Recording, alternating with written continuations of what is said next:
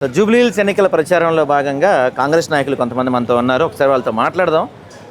Division లెవెల్లో, booth లెవెల్లో Congress party పరిస్థితి ఎలా ఉంది? ఎందుకంటే రకరకాల సర్వేలు వినపడుతున్నాయి. సర్వేల్లో కొంత కాంగ్రెస్కి నెగిటివ్గా ఉన్నట్టు చెప్తున్నాయి. గ్రౌండ్ లెవెల్లో పరిస్థితి ఎలా ఉందో ఒకసారి మాట్లాడే ప్రయత్నం చేద్దాం. నమస్తే అండి. నమస్తే అండి. పేరు? నా పేరు నరసింహారెడ్డి. నేను తెలంగాణ రాష్ట్ర భవన నిర్మాణ కార్మిక సంఘం ఐఎన్టీసీ అధ్యక్షుడిని.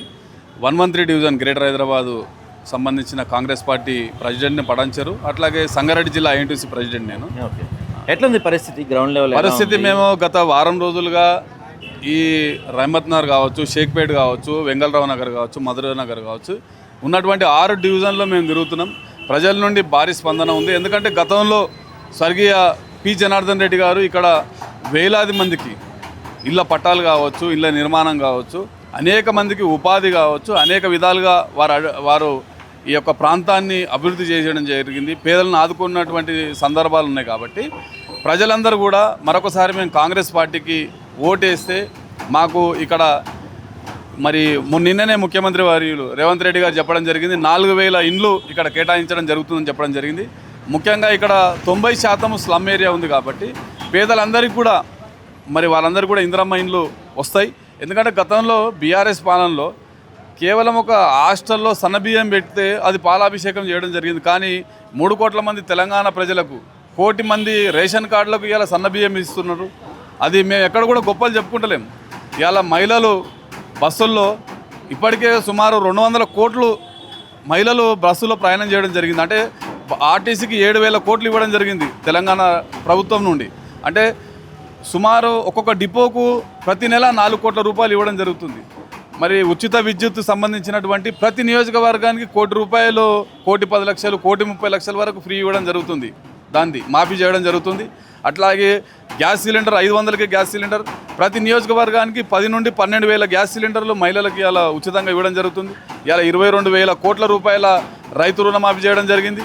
అట్లాగే ఇలా సబ్సిడీకి సంబంధించినటువంటి వ్యవసాయ ఉత్పత్తులు కావచ్చు, అట్లాగే గిట్టుబాటు ధర కావచ్చు, అనేక విధాలుగా ఒకవైపు ఉన్నప్పటికీ ఇంకోవైపు ముఖ్యమంత్రి గారు మరి దేశ విదేశాలు ఇలా పెట్టుబడుల రూపేణ ఇలా 3.5 లక్షల కోట్ల రూపాయలని ఇలా తెలంగాణ రాష్ట్రంలో పెట్టుబడి రూపంలో పెట్టడం జరిగింది. ఇప్పటికే మరి అన్ని రంగాల్లో కూడా కలుపుకొని సుమారు 2 లక్షల మందికి ఉద్యోగాలు ఇవ్వడం జరిగింది. అనేక విధాలుగా వారు పరితపిస్తూ ఈ రాష్ట్రాన్ని అభివృద్ధి చేయాలి, ఈ రాష్ట్రాన్ని ఒక అగ్రస్వామిగా తీసుకుపోవాలనే ఒక దృఢ సంకల్పంతో ముఖ్యమంత్రి గారు ఉన్నారు. మేము ఒక కార్యకర్తగా, సామాన్య కార్యకర్తగా ఇవాళ ప్రచారంలో తిరుగుతున్నాం. ప్రచారంలో బ్రహ్మాండమైనటువంటి బ్రహ్మరథం పడుతారు. కాంగ్రెస్ పార్టీని ఖచ్చితంగా భారీ మెజార్టీతో గెలిపించాలని చెప్పి ప్రజలు నమ్ముతున్నారు, ప్రజలు ఆశిస్తున్నారు కూడా. ఎందుకంటే బీజేపీ చేసిన శూన్యం.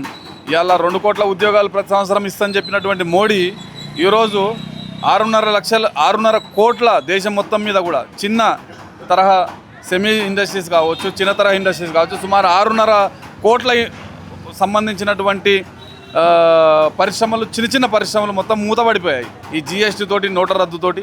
ఇలా కేవలం ఆదాని అంబానీ లాంటి బహుళాంతస్తులకు, బహుళజాతి సంస్థలకు ఇలా పెత్తనం, ఎయిర్పోర్ట్లు కావచ్చు, ఉక్కు పరిశ్రమలు కావచ్చు, లేకపోతే కోల్ మైన్స్ కావచ్చు, మొత్తం ఇలా భూగర్భం నుండి ఆకాశం దాకా అన్నిటిని కూడా ప్రైవేటీకరణ చేయడంలో మోడీ ముందు పోతున్నారు. ఇది రేపు రాబోయే రోజుల్లో చాలా ఇబ్బందికర వాతావరణం. దీన్ని అడ్డుకోవడానికి మరి ప్రియతమ నాయకుడు రాహుల్ గాంధీ గారు కూడా 10,000 కిలోమీటర్లు భారత్ జోడో యాత్ర చేయడం జరిగింది. ఇలా ఓట్ చోరీకి సంబంధించినటువంటి యాత్రలో పెద్ద ఎత్తున మరి ఎక్కడెక్కడ లోపాలున్నాయి అవన్నీ కూడా చూపెట్టడం జరుగుతుంది. కనుక ఇవన్నీ తప్పిదాలున్నాయి. ఇలా కారు ఆగిపోయింది, బీఆర్ఎస్ కారు ఆగిపోయింది. కారు ఏదైతే కాంగ్రెస్ చేతులతోటి ప్రయాణము ఆర్టీసీ బస్సులాగా ముందుకు ప్రయాణం జరుగుతుంది. కాబట్టి ప్రజలందరూ కూడా ఆ బస్సులు ఎక్కి ప్రయాణం ఇంకా వారి గమ్యస్థానానికి చేరుతారని చెప్పేసి మేము ఆశిస్తున్నాం.